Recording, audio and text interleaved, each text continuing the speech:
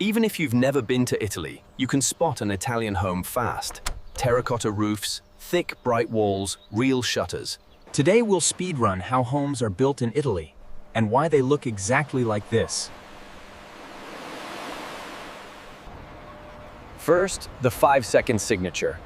3 clues that instantly scream Italy.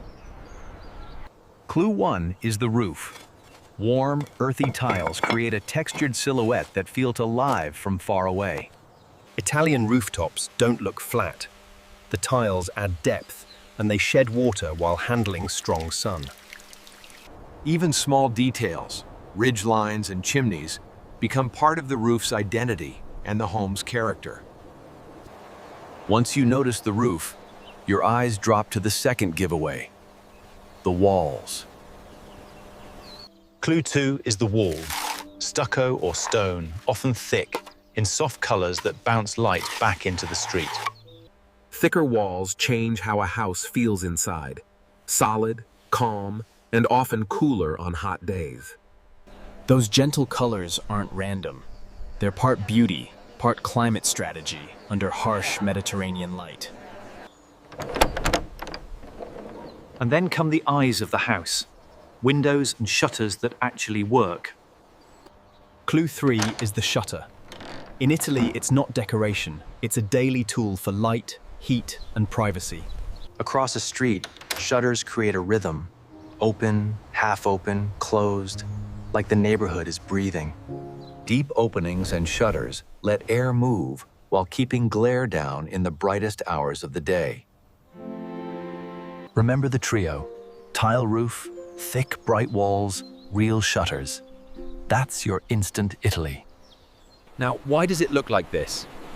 3 forces shape homes everywhere: climate, risk, and daily life. First, climate. Much of Italy lives with strong sun, so traditional homes rely on heavy materials that manage heat slowly. That thermal mass is why older Italian homes can feel surprisingly cool inside, even when it's blazing outside. Shutters act like low-tech air conditioning, block direct sun, protect privacy, and still let fresh air move. Second, risk. Italy's terrain brings hills, coastlines, and water, so drainage and foundations matter from day one. On steep sites, stability becomes design. The land shapes the house before you choose any style. In some regions, seismic reality matters too, so modern builds often use reinforcement and careful structural detailing. That's why you'll see tradition and strengthening side by side. Character plus smarter resilience. Third, culture. In Italy, the home is a social stage. Cooking, eating, and talking are central to daily life. Outdoor edges matter.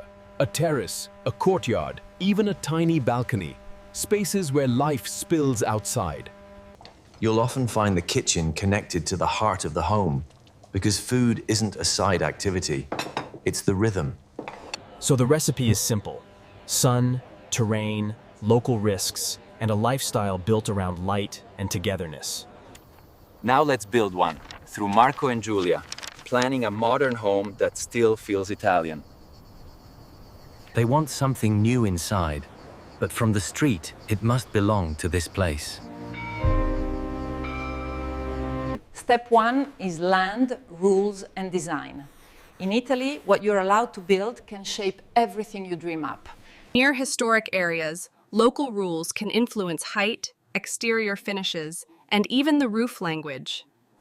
And so they translate the dream into reality: concept, drawings, and approvals, so the home fits the town, not just their taste.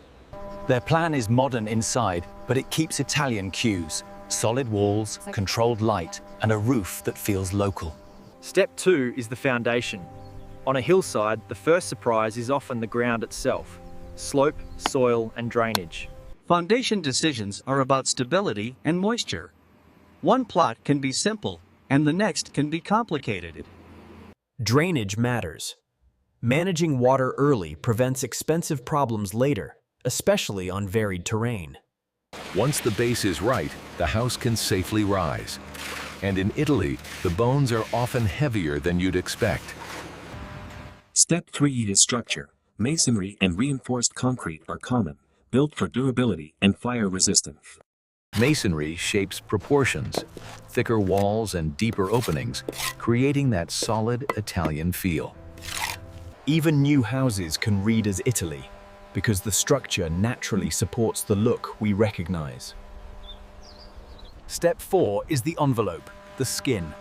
Insulation and moisture control go in, and openings are formed with precision. This is where Italy shows up again. Thick walls, deep reveals, and shelter from sun and weather. The facade becomes bright and calm, stucco or stone, built to age beautifully, not just look perfect on day one. Step 5 is the roof. In Italy, the roof is performance and identity, weather protection and cultural signature. Even on modern homes, tile often returns, tying the building to the region's skyline and memory. And the roof must manage water cleanly, because a beautiful roof that leaks becomes an expensive regret. Step 6 is systems and finishes. Electricity, plumbing, heating and cooling, and the choices that decide comfort. Inside, textures begin. Plaster walls, clean corners, and light that feels soft rather than harsh.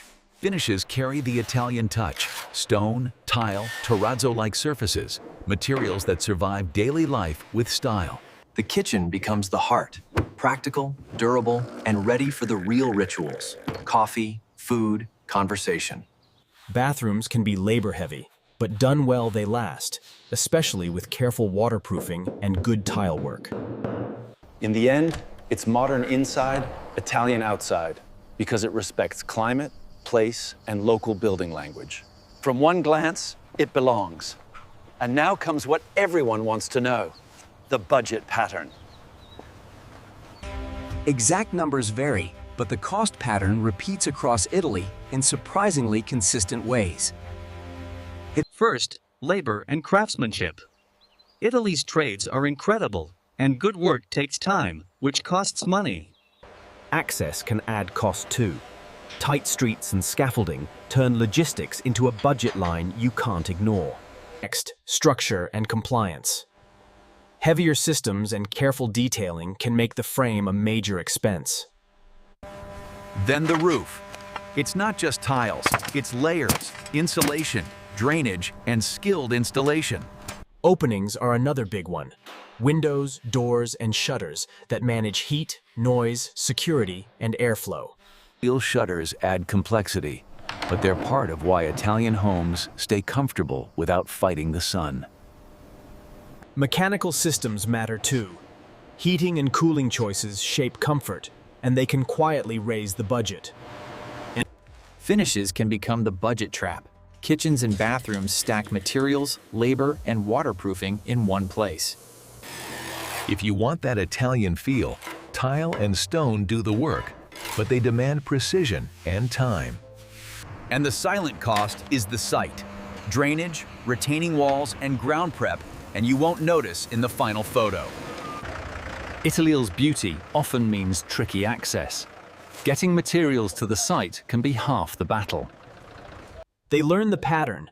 Structure, roof, openings, and wet areas are where surprises usually live. Choices matter.